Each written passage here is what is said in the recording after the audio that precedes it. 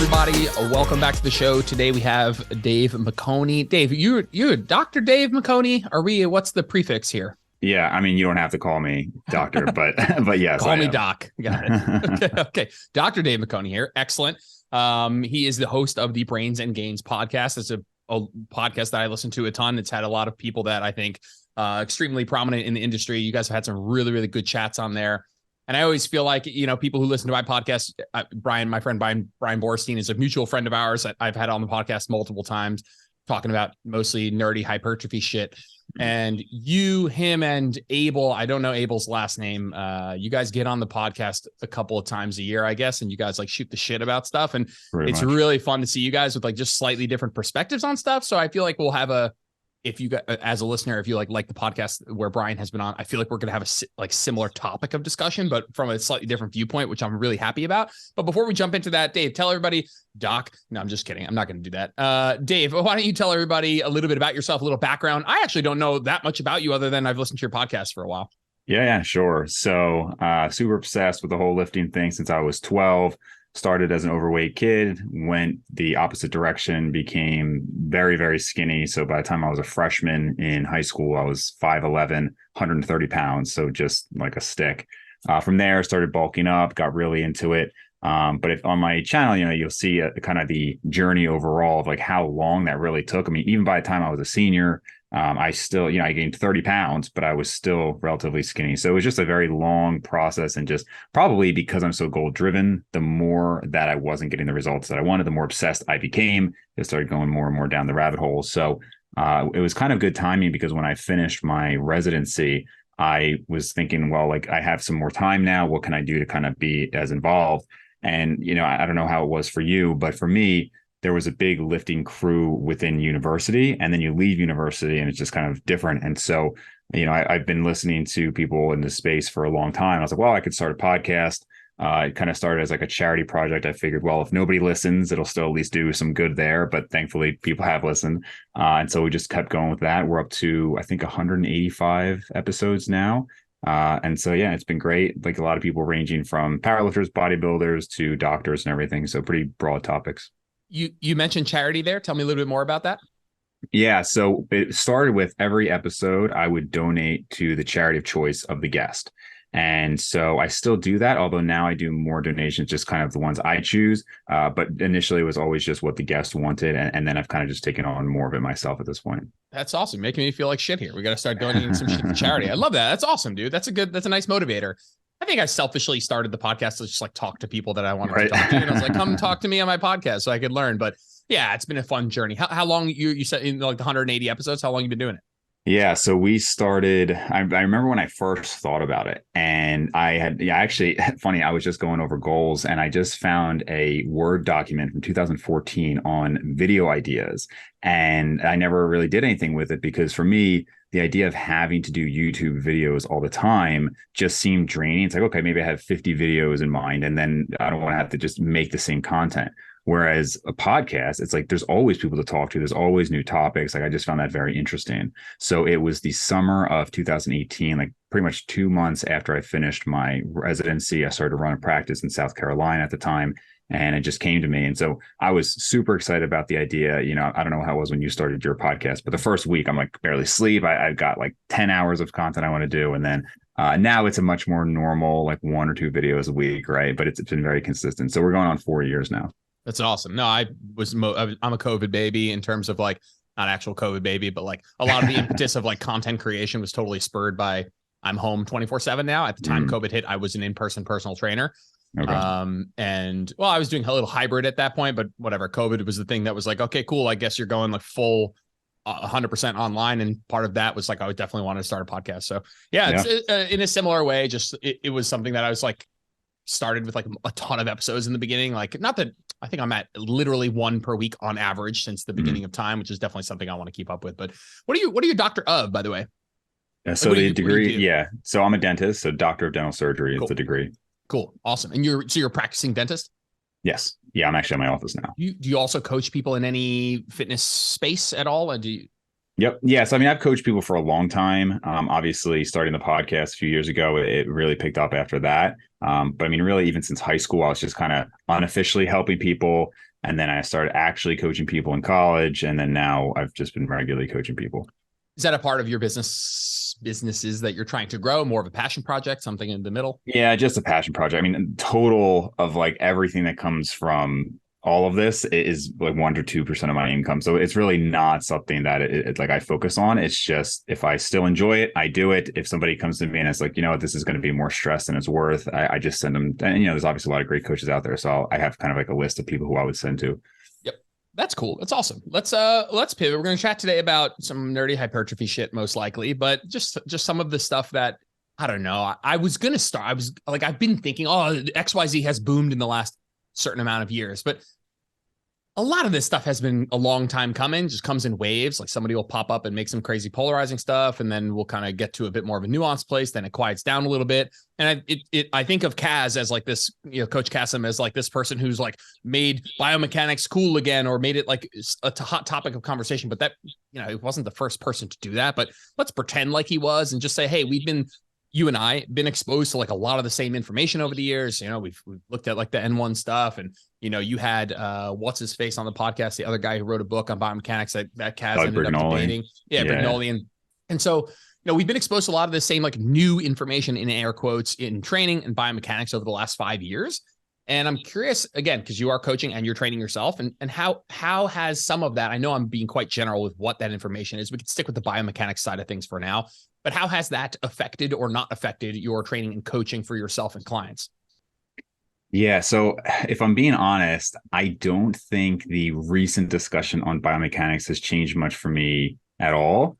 I would say, generally speaking, and something I've mentioned on the podcast, is that the more you do this, obviously, the less you learn per time, right? So the first year, everything is new. And eventually, you're doing this for 20 years and it's like, well, I learned something here and there, but it just kind of adds to it. But I do think it's very easy to think, well, nothing's new. And then you kind of forget, well, actually, in the last 5 years, I have learned this and this and this. So I don't want to say I haven't learned anything recently, because you're always learning more. I think it's just much more subtle. But in terms of biomechanics, like I can't say I've taken anything. I don't want to say anything, but like Doug Brignoli, he kind of had interesting viewpoints on some things. I think Cass, maybe a little bit more. I've taken some things, but I don't think it changes the main principles, because the reality is most of the people who I coach are not advanced bodybuilders. They're beginner intermediates. And I just don't think that they should be spending too much time focusing on that at the expense of things like progressive overload and sleep and nutrition. And obviously, like Cass wouldn't disagree with that either. I'm sure he would still say those are super important, but I think it's more likely at Brian Borstein's stage where it's like, okay, nothing's really going to happen unless you do something dramatic, and let's just see. And so then I think it makes sense to kind of tweak some of these things. What I always get like not caught up on, but where I kind of want to make sure that I play my own devil's advocate is when I say what you just said, where it's like, hey, I don't want to see people so caught up in, the level of adduction of their arm to bias the costal pec or the clavicular pec on a dumbbell press, that they then don't either enjoy their training as much because they're so focused on whether or not I'm doing this right, or it comes at the cost of the bigger rocks, just like effort, consistency, total number of hard sets and consistency over time and all of that stuff. The problem is that is technically a false dichotomy. Technically, it doesn't need to be either or.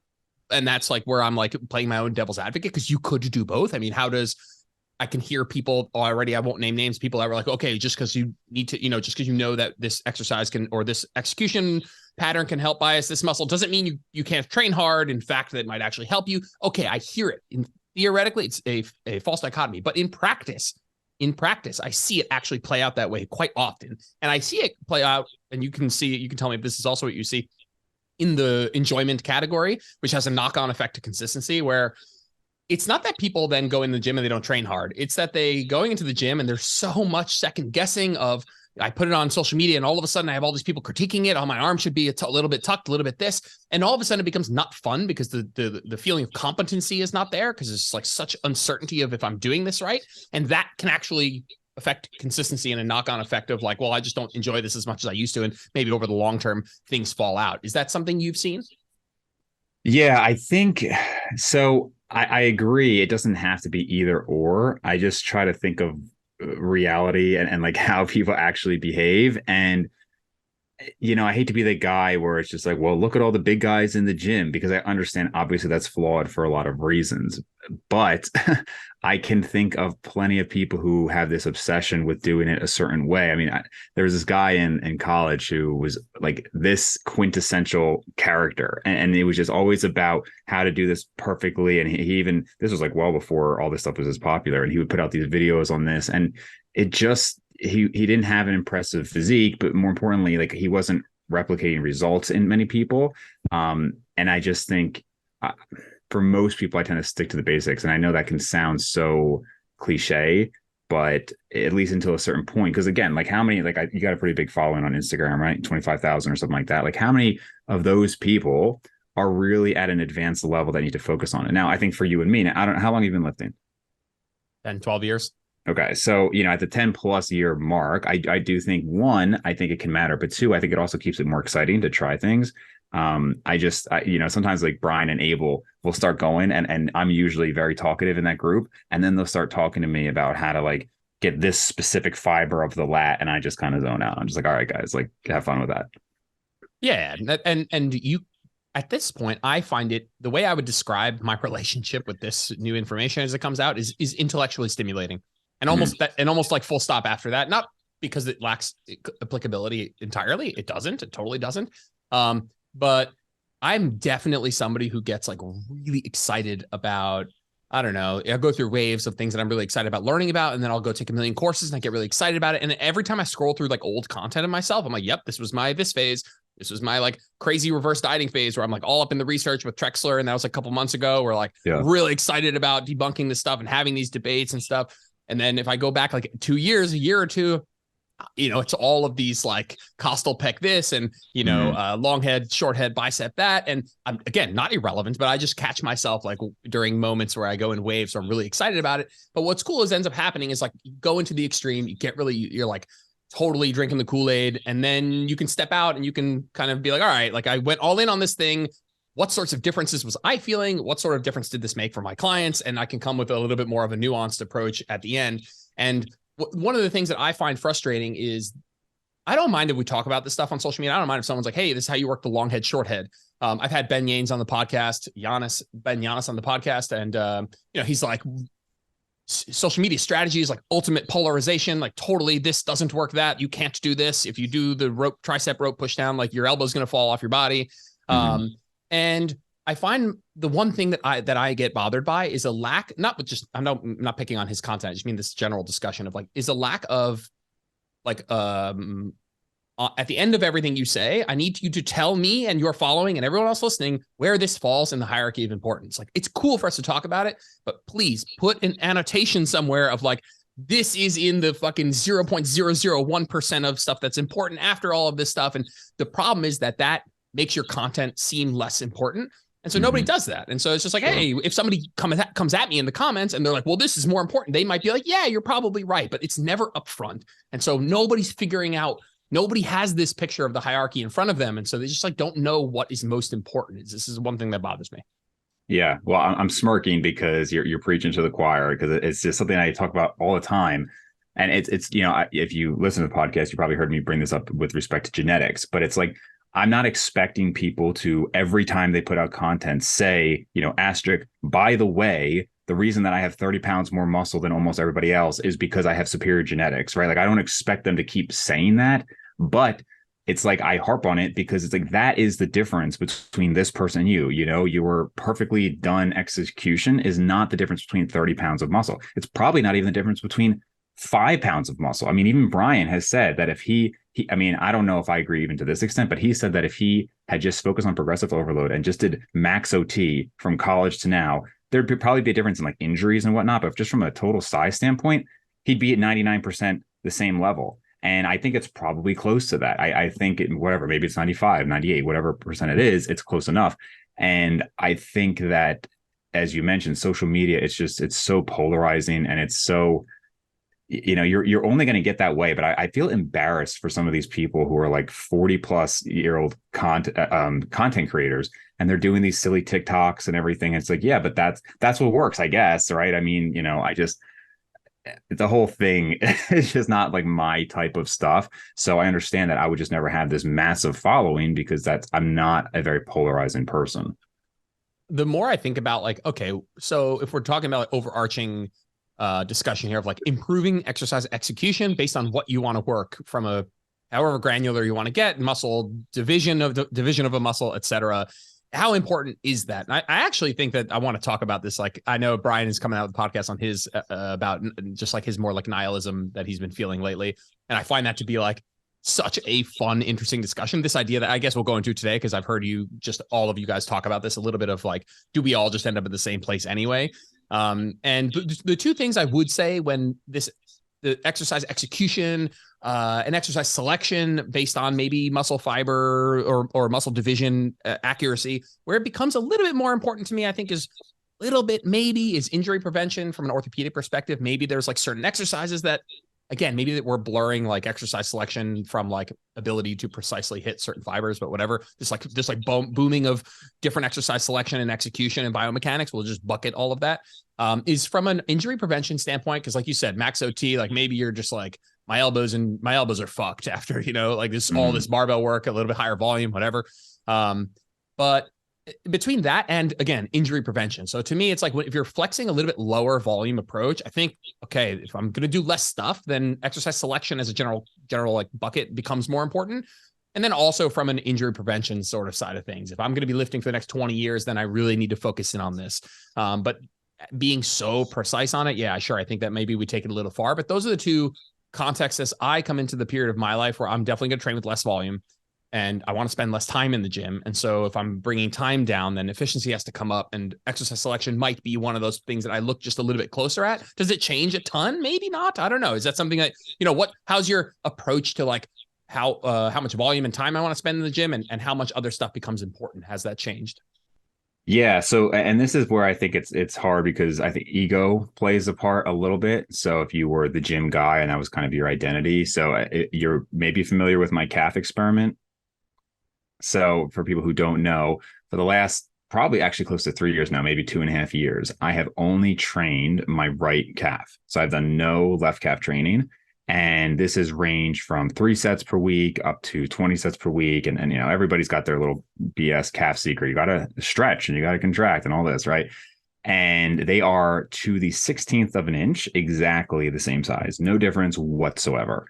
And, I do some basic cardio. I train my legs otherwise. So you could say, oh, that's maintaining the size. So it's like, if that's all it takes, then what are we even doing here, right? Why are you even training then? if you can just bike, a few miles and maintain your leg size. So now I do think calves are maybe a particular example. But my point is that the only reason, like logically, it's like, well, then why don't you just stop at this point? Nothing's going to happen at year 4. And I guess that's where there's just the inquisitive nature I have, as well as an ego of, I could just imagine if I just stopped training entirely, I don't know, I would just not like the giving up nature of it, I suppose. And the same thing, I think you could logically say, well, once you've been lifting for 10 plus years, you're going to be able to maintain all of it and all the bone mineral density benefits and all these things with 2 days a week.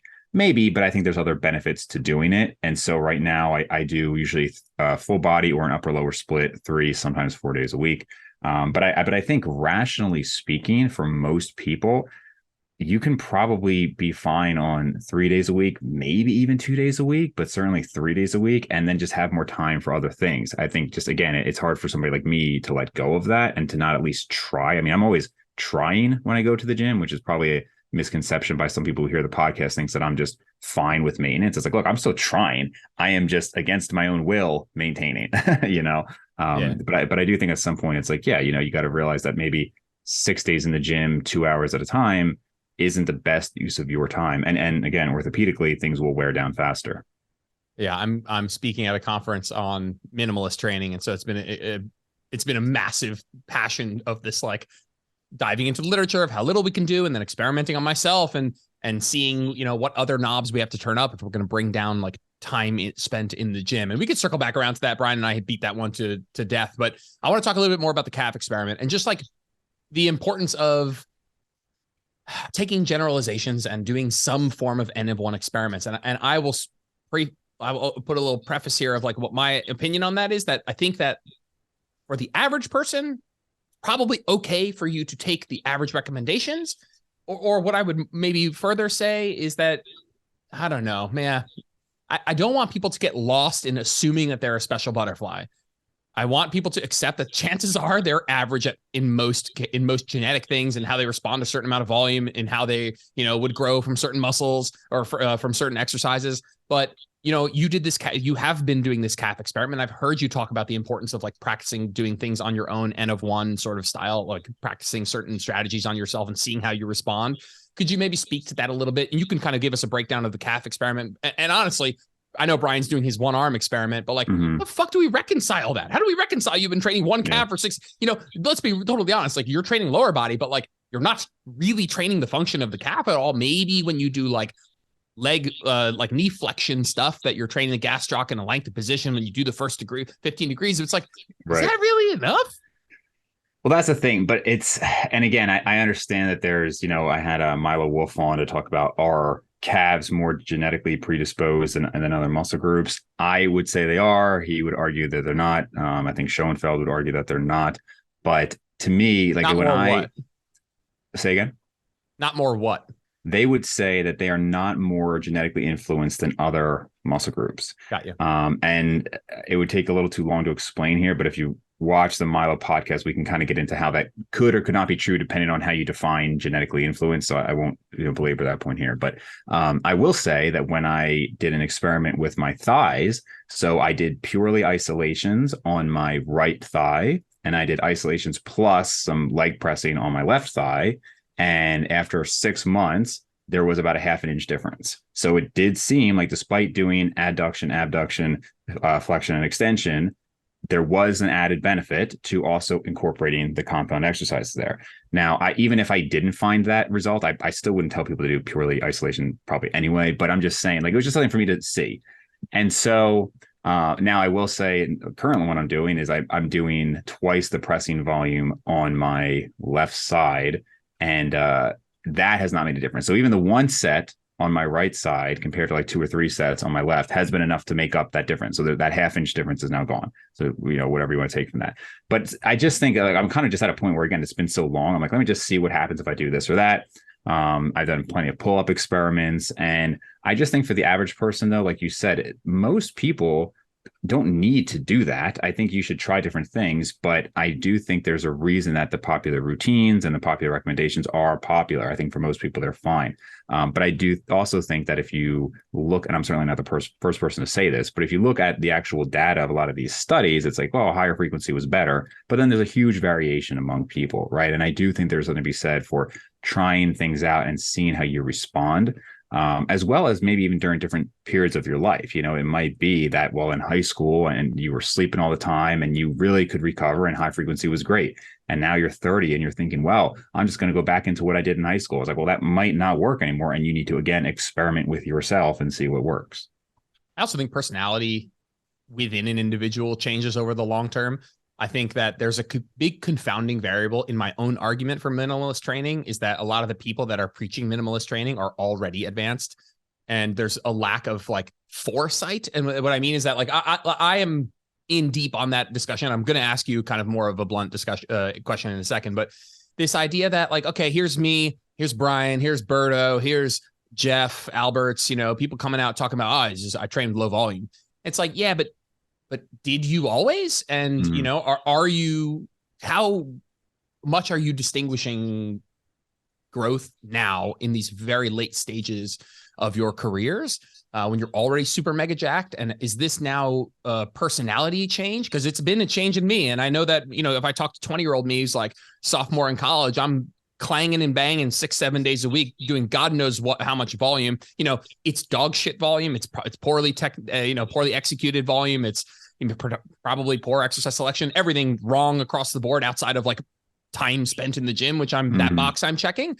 But I'm in a place now where I think there are really good physiological arguments as to why I prefer a lower volume, better execution, better neurological efficiency. I can train better to failure. But there's also a time in my life mentality and an acknowledgement that maybe the difference between any gains and best gains will be negligible across the rest of my life. And so do you find that to be a confounding variable? And I'll piggyback that. I mean, we'll just give you the longest question of all time.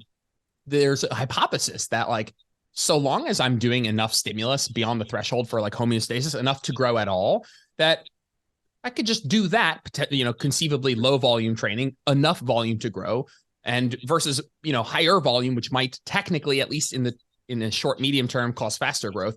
That at the end of the day, both of those are going to asymptote at some point, and I'm going to be reaching I call it a practical genetic potential, because I don't genetic potential. At some point, you're going to get to a point where the kind of amount of training or the amount of gaining, what you'd have to do to keep gaining, we just don't want to do anymore. That's what I think people end up reaching. So this idea of like, we all end up in the same place based on like hours spent in the gym times genetics. Yeah. So the first part with the personality changing over time, I think we were all like that. You start training and you're like, whatever I have to do, whatever amount of time I want to spend in there, because you see the results and you get positive feedback. And so you get that dopamine hit, and then it just keeps going. And I think that makes sense. I think it would be, again, almost silly to continue to do that. But as you mentioned with these guys who then go to minimalist training, this is something I've mentioned with Berto and other people about with bulking. It's very common that people bulk early years, they get a little too fluffy, and then later they say, I didn't need to do that, I could have just stayed lean. Now I stay 10 to 12% all year round. And it's like, yeah, but you very likely could not have gained all that size, at least not nearly as quickly, but maybe not ever, if you tried to stay this lean all the time. And I can't think of too many naturals who have impressive physiques who have not had periods of bulking up to 20+% body fat at times. I mean, it's very rare. So I think that's just another example. But with the minimalist training, it's like, because you can maintain. I don't know if I could have gotten to where I am if I had only done the 3 days per week. Probably close. Honestly, I don't think 3 days a week is that ridiculously low at all. But point is still being the same. I think it's very easy to kind of have this amnesia of what was there. And then for the second part, remind me that what you said specifically just this idea that, again, if you take that 3 days a week approach, that you would have probably, yes or no, ended in a very similar place, or you'd be in a very similar place as you were right now. Maybe it would have taken a little bit longer time, but that you're ending up probably, like, if you want to get bigger, if you want to get noticeably bigger between where you are right now and at some point in the rest of your life, there's a list of things you have to do. You have to gain weight actively, and maybe you would have the argument that you have to do spend a certain amount of time in the gym.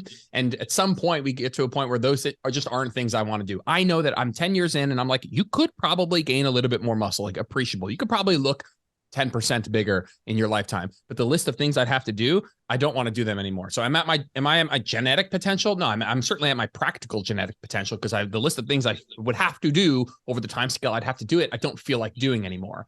And so, my question is, do you feel like most people are not talking out of their ass, but they ended up getting somewhere that they could have gotten in a multitude of different ways? And not that we can look back and shit on this, like, hey, I dirty bulked a couple of times, got, too big, I gained too much weight. But you just don't know. We just don't know if you would have gotten there. And so it's kind of a moot discussion at some point. Well, I think by definition, there is certainly a practical limit. And then, despite what some people want to say, there's some genetic limit. And again, maybe you can't define that completely. I think for most people, their practical limit is noticeably below what we'll call a genetic limit would be.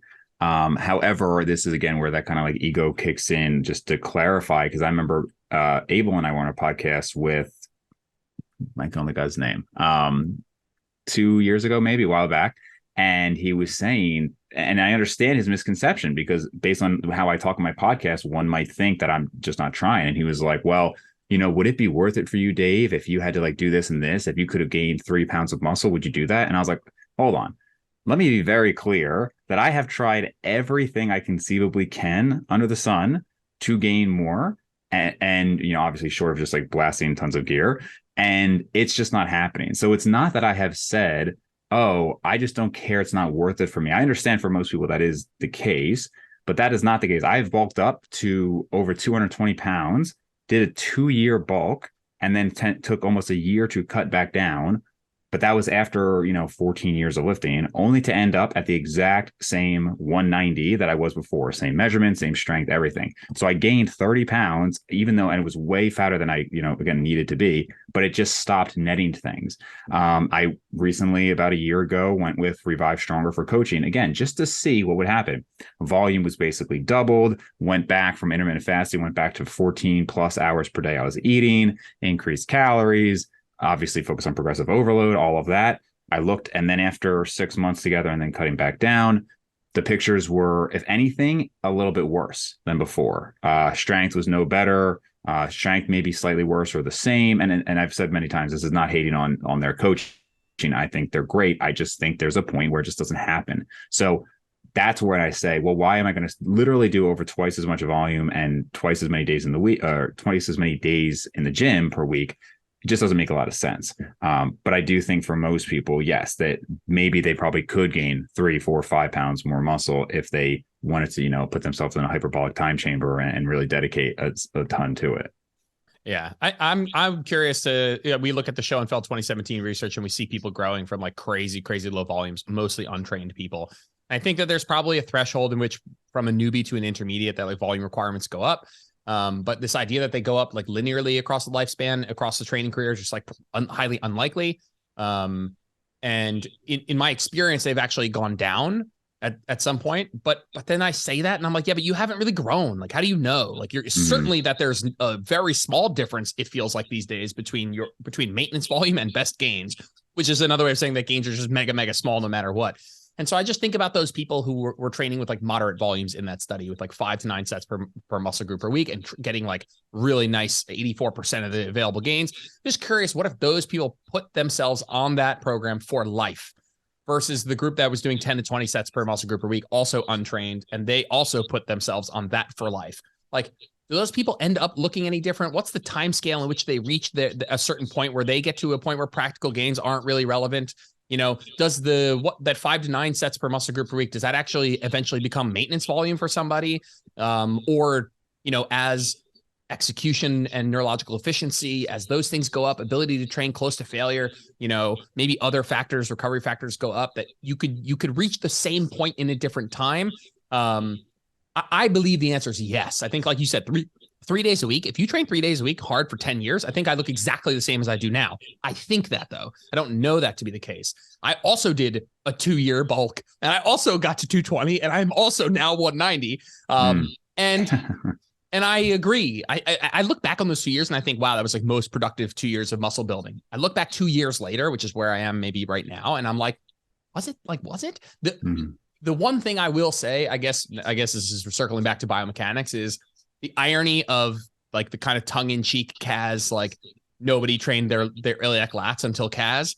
Like, my iliac lats are the only muscle on my body that have grown a significant amount in the last 2 years that I notice any difference on. And so that has like been a hat that I've hung on a little bit of like this ability to bias a certain division, which I don't think anybody's arguing, but like how big of a difference it makes for this one context. I feel like it has made a difference, but I'm just toying with that idea because I am somebody who's like, would much prefer people to use fitness to live their happiest life. And if you could end up in the same place in 15 years, or you could get there in 12 years, but train 100% extra, then I think most people would take the first route of like, all right, I get there in 15 years and I'll train 3 days a week instead of fucking 5 times a week. We just don't know that for sure. I'm just really looking to like kind of consolidate that argument and see how I feel about like what the end goal or end result would be of that.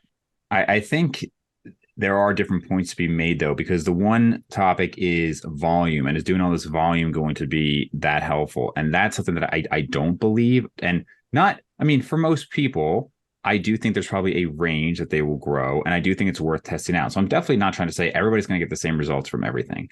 I just don't think that, if you were doing effective exercises and you were putting yourself with progressive overload and calorie surplus, no, I don't think that 20 sets is going to do something magical that 14 sets didn't do. However, you're specifically talking about these like iliac lats. Presumably you did that with a different movement. I do think that there is something to be said for exercise selection, particularly with the back, which is, obviously made of many muscles. And that seems to be a difficult area for certain people, right? Like with calves, it's like, look, if you have stubborn calves, you have stubborn calves. There's not like some secret calf exercise. It's a very basic thing, right? But if you have like let's quote unquote a weak back, that could be due to a lot of different things, and maybe certain muscles there are taking over. One example I'll give is I never trained my neck until 2017. Now, I obviously don't have a super thick neck. However, it is 1 inch thicker than it used to be at the exact same body weight. So that was because I started directly training it, and it really got pretty much no real stimulus before that directly. There are other examples, like I think Greg Nuckols and Eric Trexler had some article on muscles that don't get trained much, like maybe like the hip flexors and whatnot. Like there's probably some things that you're not training directly that maybe could get some stimulus. Now, a counterexample would be forearms. If I directly train my forearms a ton, I don't get any additional growth, but presumably they're getting enough stimulus from everything else. So I think exercise selection can be important. The thought that comes to mind for me is like, okay, well then that group that I'm thinking of, okay, they're training 3 days a week with, let's say, moderate volume versus a group that trains with higher volume. Like if the group that's training with moderate volume is finding that over that 10-year period that they're able to progressively overload, which we'll talk about the issues with that over a 10-year period. Like if someone's like, all right, well, how much volume is enough to grow? How do I know I'm growing? How do I know that what I'm doing is like permissive? It's enough for growth. And I'd say, yeah, man, strength in the hypertrophy rep range with more hypertrophy based movements over the long term is probably a darn good proxy. I think if you're keeping roughly similar body shape, then like in terms of like recomping, I guess you could do measurements. It's hard to do measurements like during a gain phase. You don't really know if you're gaining fat or what. But I feel like if those people training with moderate volumes are, if someone's like, hey, I'm 5 years in training, I've been training 3 days a week, I'm getting bigger. Do you think I'll keep getting bigger if I train like this? Or do you think there's like a lot of room for me to get more gains? It's like, well, I think that the point in which you should even just remotely begin to consider even if you need more sets, which I think would be not the first line of defense here, is like, are you not progressing anymore in these hypertrophy lifts, without too much variation, so that you're not just like jerking yourself to neurological gains.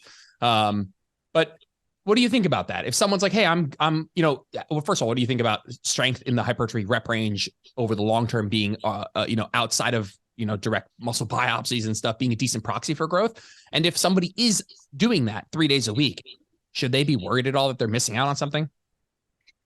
I think that is still one of the most important measurements personally. I think that the industry is full of people who, for some reason, don't want to either take muscular measurements or look at their progressive overload on core lifts over time. And I almost just have to wonder if it's just a cope so that they can't necessarily see that they're not making progress anymore. And it's like, if you really are so confident that your arms have grown because of this, just pick up the tape measure. It takes 2 seconds and measure it. And I understand there's variation and everything, but like I've measured my arms over 1,000 times since I was 12 years old. I'm very precise when I do it. Now, certain things like thighs, and that's pretty hard. And there's also a huge body fat component to it. But and I'm not saying it's flawless, of course, but I'm saying if you're like, explain to me, if you have the same waistline and the same body weight and the same muscular measurements and the same strength, how you've progressed. Like, how have you gained muscle if none of those things have changed? Because if you have progressed, you should have more contractile tissue, which should be able to contract at a greater force, and you should be stronger. Now,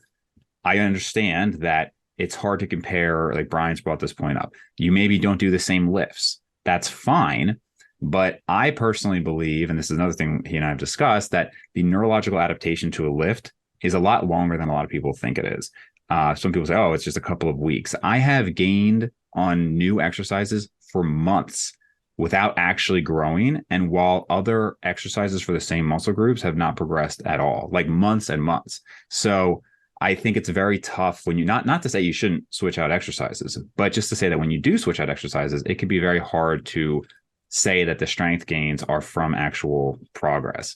And then as far as there was one other comment somebody had made, and it was just to say like, well, yeah, but we talk about, it's like every other article I see is like, well, it's not just about progressive overload. There's other ways to progress. So you can do this, you can reduce your rest times and all these other things. And it's just the comment that like, well, what are you going to do after 10 years? You can't just keep loading. You can't just keep adding load to the bar. You're right. And you also just can't keep growing. I think it's proportional. So you're trying to come up with all these other methods of quote unquote progress, but I don't think they're any better. I think you're just masking the fact that you're not really progressing anymore. And if you were, you'd be stronger in the rep ranges. We are preaching the choir 100%. This is like, I run a group with over 700 people who want to get better at hypertrophy, and balancing the like fun and enjoyment factor of novelty with like a real deep core belief that we should be keeping things more the same on average for best gains, and not just for best gains, but also like you said, for best ability to assess gains. That to me is like not a struggle, but people will come to the group and be like, oh, we're doing, today at 4:00, I go over my new meso with the group, and, it's like 75% the same. And, not that there's a struggle or there's a big uproar about that. I actually love that people join the group not realizing how important that is, and then actually start to love the fact that there's the same stuff. They're like, well, I'm just getting in the groove with this. Like, let's figure out what fucking weight to use after 2 mesocycles, how to exercise, figure out the setup and all of that. And so I'm certainly in that camp. I actually, I don't know if you inspired Brian to do like some NF1 stuff, but he inspired me to do some NF1 stuff. And the one experiment that I did most recently was I ran the exact same program for 6 straight months, actually 6 straight mesocycles. So it was like 8 months. And basically coming up with this idea of like, okay, why would I change a lift? Physiologically speaking, what would be a physiological reason why I would change a lift? Only 2 reasons. One is like a legitimate plateau, which I think is an interesting one to talk about. The other one would be like a joint pain. It's like, all right, maybe I need to like change the angle of where I'm moving so that just to alleviate some joint pain. Well, don't forget number 3, muscle confusion, right? You got to confuse the hell out of it. Exactly. Right. So that would be the first one of like how to break through a plateau. Is to change an exercise, which again we'll get to. But the only other reason you would change something is emotionally, you for motivation's sake, you're just like really sick of doing this. So a physiological 2 reasons. One, an actual plateau of like, I've actually adapted to this exercise, which I think is very theoretical. And then the second one would be, okay, I have an actual joint pain, and switching this movement around might actually give some alleviation. And the second one, the other point would be just emotionally. And I knew 100 cajillion% that I would not run into a physiological reason. I would run into a purely emotional reason to want to change a movement. And the whole point of the exercise, the whole point of this trying this out was to just shun that for a second, to like put away the emotional reasons and say, when am I going to run into a physiological reason to stop? And it was a fascinating experience. 6 mesocycles in a row. I did not PR on any single movement. And yes, how much I PR'd meso to meso went down over time, totally. But I didn't not PR on something. And actually what I end up thinking happened was, it's not that I was getting less and less gains, it was becoming a clearer and clearer picture of the actual gains that might be happening, which are microscopic. So it's not like I was getting a ton of gain in the beginning when maybe I added 10 pounds to a lift, and now 6 mesos later, I'm adding 2 pounds to a lift. It's that I was probably always adding some proxy of muscle mass correlating to 2 pounds on the bar. I was always doing that. Or maybe I'm still not doing that. It's even less than that. But it was, to me, it's not that I would have plateaued on the lift. It's just, it would have gotten closer and closer to only putting weight on the bar at the rate in which I was putting on muscle to some degree, or those lines would have gotten closer together. And at some point I literally hit an emotional wall. It's like, I'm not going to the gym. I fucking hate doing all of this. And so, yeah, I'm curious what your thoughts are on that sort of idea of like keeping things the same, kind of removing this neurological mask of what's going on. And it just was like, I was like, I'll PR on something, and not to beat this to a horse, but I took all the N1 courses, everything that they have to offer, and their discussions of periodization are incredibly intellectually stimulating. This idea that you would have to shift stimulus because your body will start to adapt to a certain stimulus. And that's where you have put this actually really well for me. It's been a fun monologue for me right now of like, I actually feel like I wasn't losing trainability, they would call it, that I wasn't adapting less. It's just that it was starting to look more and more like what actual progress muscle mass wise looks like, really fucking slow. Yeah. Yeah. I think, and just to be clear for people listening, I am not against exercise variation. Studies support that exercise variation is beneficial. Again, orthopedically, there's benefits to it. From a pure hypertrophy standpoint, there's benefits to it. What I am saying is that the constant switching of exercises is not necessarily beneficial and masks the fact that you're maybe not actually progressing. If anything, it actually maybe increases the fact that you're not progressing, right? Because you just keep having that neurological adaptation. I actually had a discussion with somebody about this, and it's tough to have this in writing because it's hard to get some things across, some concepts. But basically my argument was like, let's say you're doing an incline dumbbell bench press and you use the 100-pound dumbbells for 10 reps, and then you get 11 reps, and then you get 12 and 13, and then you're at 13 and you're at 13 for weeks and it just doesn't progress. So then you switch to some hammer strength machine and that progresses for 6 months and whatever. And then that pauses or that stalls. When you go back to the incline dumbbell bench press, you might be a little bit weaker because you're not used to it anymore. And that's fine. If you then get, let's say, 11 and then 12 and then 13, and then you get to 14 because maybe you had a break, you come back to it, great, real progress. But if you never beat that 13 times 100 again, I would argue that you haven't made any real progress. You switch things around and you're convincing yourself your progress, but nothing's actually happening there. Now, again, most muscle groups I do think should have some variation. I just don't think the constant switching is that beneficial to muscle growth. Now, you made a good point, which is the emotional aspect of it, because certainly from like a stimulation standpoint, it's way more fun, I think, to try new exercises. And there's even an argument to be made for doing that when you're at the point that you're not progressing that much. I just had, if you know, Vigorous Steve, he's the one who kind of exposed Liver King and he let out the emails and everything. And so I'm releasing a podcast with him soon.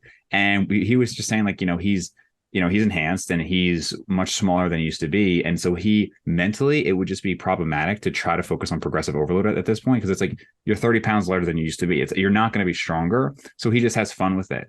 When I go on vacation, I like to lift, but I just have fun with it. So frankly, like next week, I'll probably switch out an exercise because it's just been the same thing every single time. But I'm not switching it thinking, well, now I'm going to have some new stimulus and now finally the shoulders are going to grow more, Yeah, I think we end up with a mostly emotional reason to change things, which is a super valid reason. We're not sure. I mean, it's super duper valid. I'm all for acknowledging that as a real thing. I think that if I had to pick one variable that would link together all the people that have made great muscle growth, it would be time consistently year after year, lack of injuries. And so, if this keeps you in the game, keeping some things different or changing some things, I'm all for it. I acknowledge that is important. I do it in the group. I always tell people I keep most things the same and then I sprinkle some spice on it and we just change it up enough to keep that intellectual stimulation going. I find that hammer strength chest press interesting. One of the things that I also think is interesting, actually, I asked Brian and he was like, yo, you gotta ask him something about this. And is this idea that, well, I'll pivot to that in a second. Some people will like look at, I'll be coaching somebody one-on-one and we'll use like an Excel spreadsheet and then we'll look at what they did in week 1 and they'll look at what they did in week 5. And a lot of people, if they think that those numbers are drastically different, they're like, oh my God, I added 50 pounds to my barbell row or whatever this mesocycle. And then 6 months from now, they're like, I added 5 pounds on my barbell row. A lot of times what I think is that, or they're like, wow, 3 months later, I'm not doing, all right. So your example of, well, I'm doing the dumbbell press and I hit 13, I hit a wall. Or, you look back 2 months and you're like, wow, I'm doing the same weight that I used to do. Something that's difficult to reconcile is improvement in execution, improvement in tempo, slower tempo, maybe added a pause, maybe just going with a larger range of motion. I'll have people all the time. They're like, I haven't progressed in 3 weeks. First of all, that ain't shit. But a lot of times it's not about, I think over the long term, you have to progress in weight and load. Fuck this, like, oh, you could rest a little bit less or, your technique improved this week. It's like, yes, but if you're progressing over the long term, weight and reps are going to be going up and they are in the vast primary of things you should be using to assess and implement in terms of pursuit of progressive overload. But maybe talk to this idea of like how it's difficult, or at least this idea of how changes in execution over time can make assessing progress a little bit more difficult. Sure. This is one that Brian wanted you to ask me. Is that what you said? Yeah. Okay. That doesn't surprise me. Yeah. Also, I am going to take credit for his one arm experiment. I'm pretty sure he can correct me down below in the comments, but I'm pretty sure I inspired that. So, I think so too. So, obviously it is common for people to even try to go the opposite direction too, right? So maybe you're lifting with decent form and over the weeks, your form gets worse and worse, right? Because you're so focused on progression. So my recommendation is to always use as awful of form as possible so it can never get any worse and never get confusing. It's awesome. Just kidding for the people who have just listened to audio and can't see my smirk. So I think that it's a very valid point. And most people do not start day one with perfect form, right? And that's very valid. And even for me, something that I like to do sometimes is I'll use my first set kind of as a how much can I get? And you could easily argue that's for ego, and it probably is, but it's fun to me. Like maybe overhead press when I went for 225, it's like, okay, that maybe wasn't the perfect, prettiest form. And then I'll back off and then I'll do maybe like 5 sets or 5 reps of 185 with strict form. Right. And I just kind of like to do that because I can see how much I can get. I think if you're changing over years, it is tough. And I think that's kind of the reason I said I'm not surprised, because I think Brian has brought that stuff up. Like his execution is so different now from when he was in his CrossFit days, for example. I'm not sure if I have a great remedy for that other than just to hope that over time you're doing the new improved form long enough to then make assessments, which again takes a while. I mean, even at just a different form can take a while to actually truly adapt to.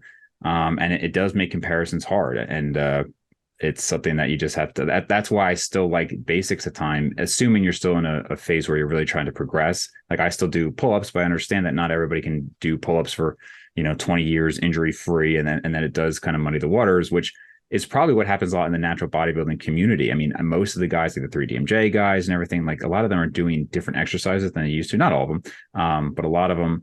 And it just makes it more confusing. And short of having like, a way to test, like do like muscle biopsies or like ultrasound or anything, or DEXAs constantly, it really makes it tough.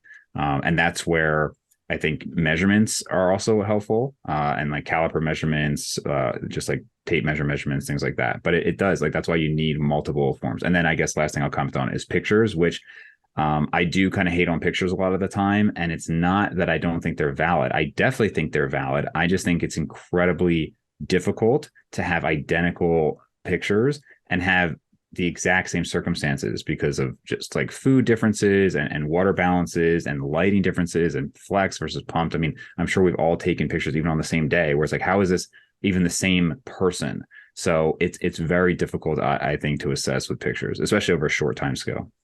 I don't even think there's a, I was going to say, I don't think there's a remedy. I'm sure there's a remedy. Like you said, it's like, all right, just like, to me, the big remedy is acknowledging that this is a thing and taking it with a grain of salt into the other factors that you can say, all right, actually, in a directional sense, I am moving forward, even if this hasn't changed in, I always tell people, like, I'm pressing a similar amount on my, like, let's say like my shoulder presses than I did probably in college.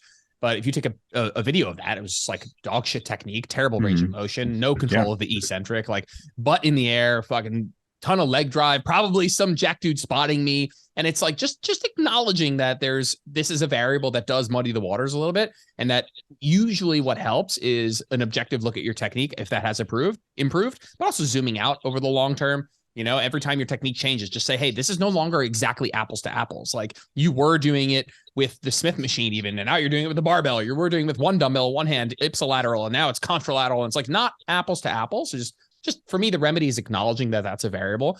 I'm not so sure how I feel about this next statement, but when I have somebody who's like, wow, I'm really hitting a wall with an exercise, or like I'm really getting to that point where it's like 11, 12, 13, 13, 13. I'm not saying that I want to pursue that as an end in and of itself.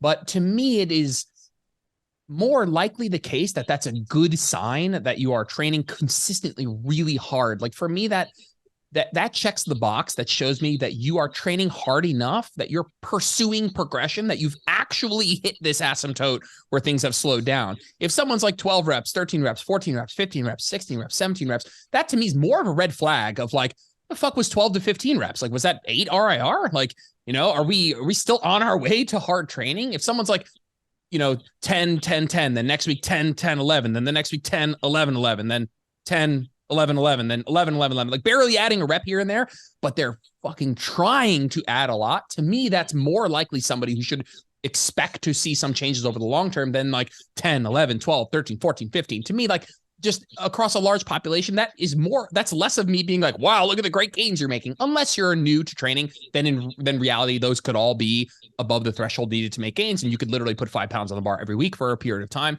But it's not like I want you to plateau, but if you're fighting fucking tooth and nail to progress a little bit, if you've actually hit a plateau, to me, that means that you must be fighting tooth and nail because you're trying to progress. Mm-hmm. And it is that trying to progress that in a binary sense, I find peace with. And I'm like, that's awesome. It's awesome that you're actually training hard enough consistently that you've actually reached a point where you're like fighting tooth and nail for a rep.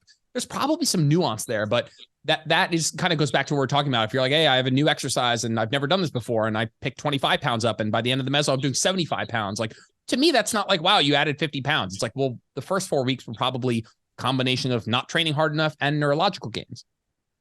Yeah. Yeah. I don't know if I had too much to add to that other than I agree. Cool. So, no, I think about that because there's a lot of people that get discouraged with that. They're like, oh, I'm not progressing a lot. You know, I'm not seeing a lot of rep and load increases. And I'm like, that's probably a good sign. If you're telling me you doubled your deadlift, like it's more of a red flag to me. If you're like, yeah, I added 1 rep this whole meso, but I trained my balls off, trained super hard, close to failure. To me, I find more peace with that, or at least I think you're probably at least giving the effort that is required. And in the other variable, I'm just not so sure. It's just a little bit less clear to me.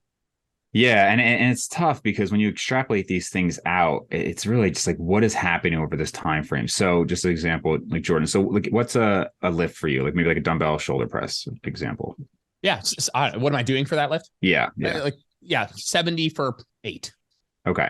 So if you could be guaranteed, and you've been doing this exercise for a long time, presumably. Okay. So if somebody said you could, within a year from now, 1 year from now, you'll be able to do 70s for 12. Will you consider that pretty amazing, or would you consider that like average progress? I consider unbelievable progress. Unbelievable, right? That'd be unbelievable. Yeah. Unbelievable. So, okay. So you're going to gain 4 reps over 52 weeks. So maybe once every 13 weeks, you add 1 rep. Like that is ridiculously slow. And the reality is, if we speak a year from now and you're the same body weight, highly unlikely you'll be doing 70 for 12, right? I mean, maybe, I don't know where you are in your progression, but I would consider that pretty damn amazing. And I would consider so I had a pull-up PR.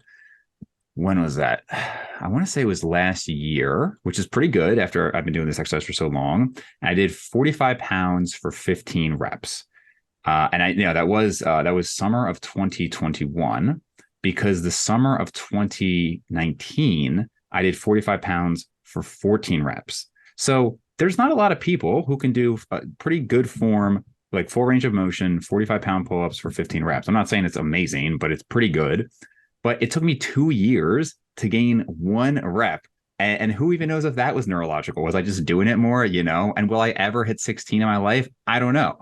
So, you get to a point where it's just like, I can switch to 1,000 different back exercises and I can, quote unquote, progress in all of them for some period of time. But if my pull-ups aren't any stronger, I'm not saying pull-ups effectively work every single muscle group, but that's where I do think it maybe comes down to some of this exercise selection. Like, I don't know, maybe there is some iliac portion of my lats that I can get a little bit of growth out because it hasn't been hit.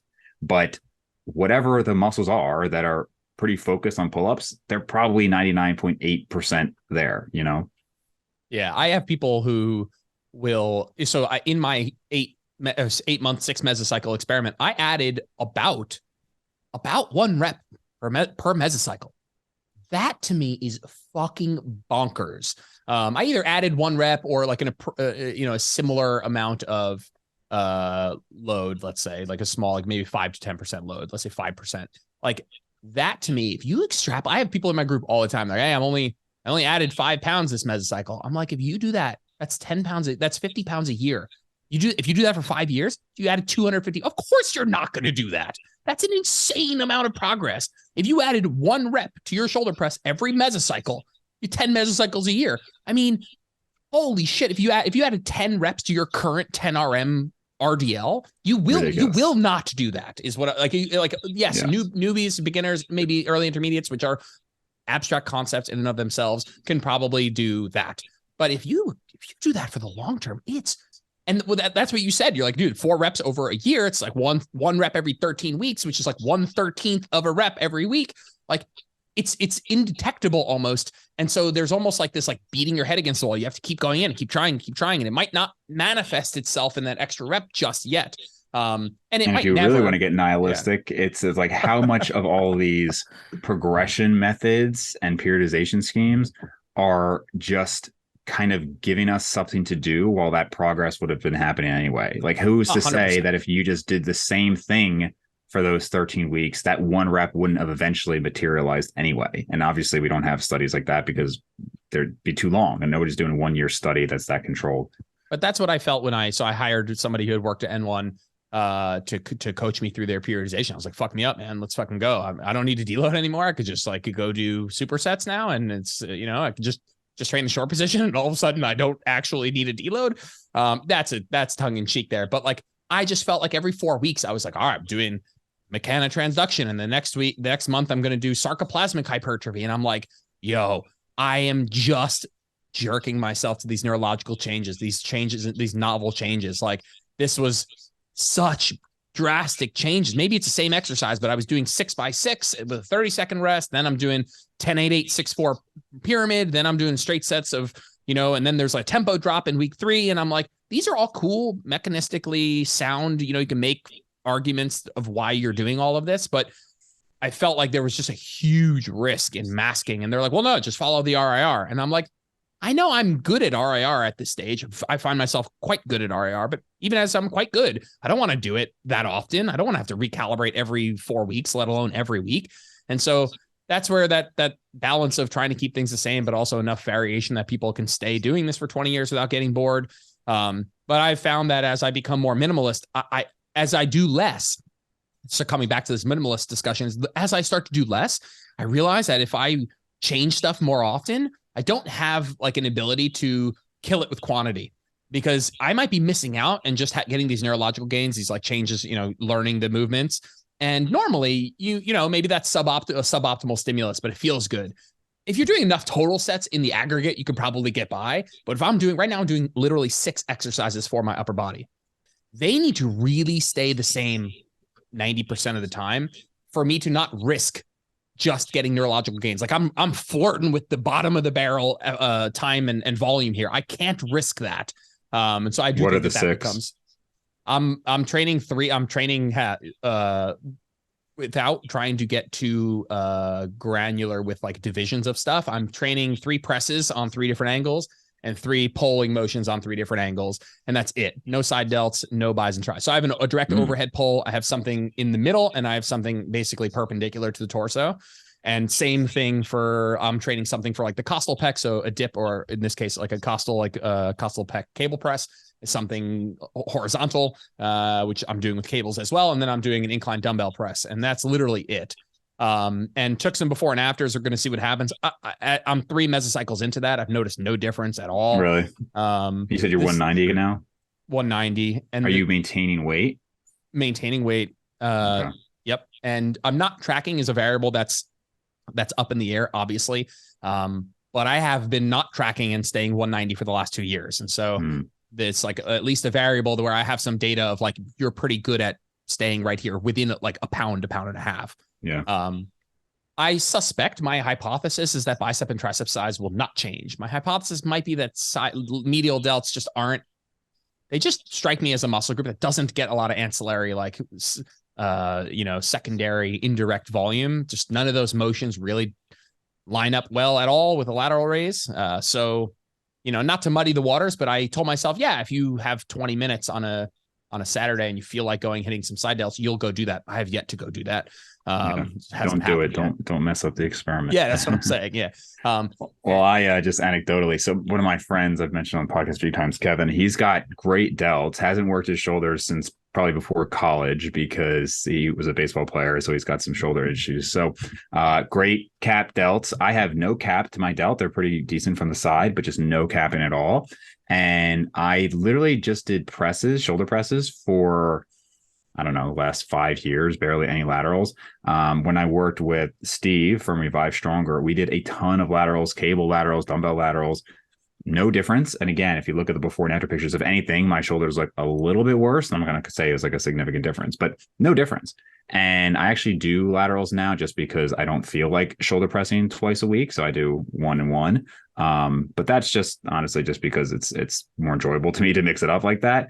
It's actually, and again, that's one of those ones kind of like the calves where it's like, how could I be doing nothing and the other one gets 15 sets and nothing's changed? And it's like, how can I not directly work the medial head at all with no laterals, and there's no difference. And it's just, I don't know what to tell you other than that's just my personal experience.